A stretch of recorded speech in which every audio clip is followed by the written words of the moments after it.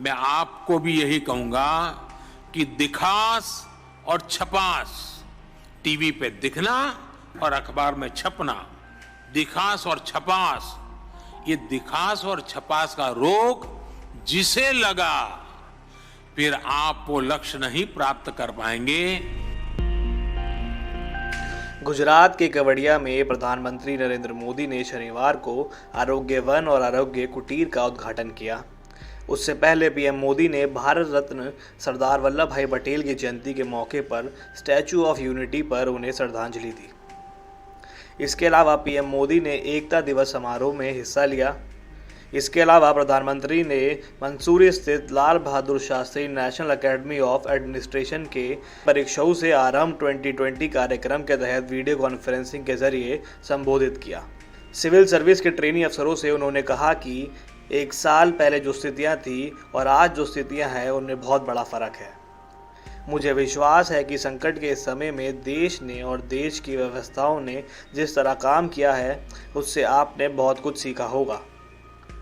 उन्होंने कहा कि आज भारत की विकास यात्रा जिस महत्वपूर्ण कालखंड में आप हैं वो बहुत विशेष है। जब आपका बैच काम करना शुरू होगा तो वह समय होगा जब भारत अपनी स्वतंत्रता के 75वें वर्ष में होगा। इस मौके पर पीएम मोदी ने सिविल सर्विस के ट्रेनी अफसरों से कहा कि आप ही वे अफसर हैं जो उस समय भी देश की सेवा में होंगे जब भारत अपनी स्वतंत्रता के 100 वर्ष मनाएगा।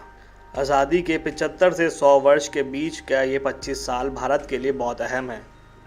पीएम मोदी ने कहा कि अफसरों को सरदार साहब की सलाह थी कि देश के नागरिकों की सेवा अब आपका सर्वोच्च कृत्य है।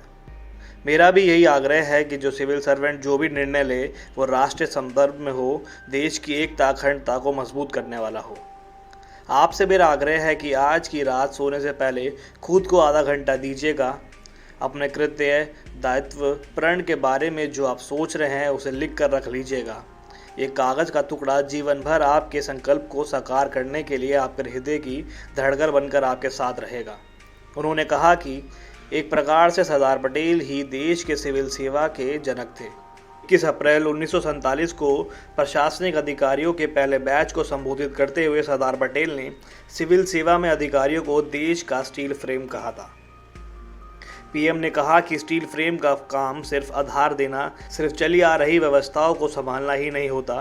स्टील फ्रेम का काम देश को यह एहसास दिलाना भी होता है कि बड़े से बड़ा संकट हो या फिर बड़ा सा बड़ा बदलाव, आप एक ताकत बनकर देश को आगे बढ़ाने में सहयोग करेंगे। सरदार पटेल के सपने को दोहराते हुए पीएम मोदी ने कहा कि सरदार पटेल ने एक भारत श्रेष्ठ भारत का सपना देखा था। उनका यह सपना आत्मनिर्भर भारत से जुड़ा हुआ था। कोरोना वैश्विक महामारी के बीच जो हमें सबसे बड़ा सबक मिला है वो आत्मनिर्भरता ही है।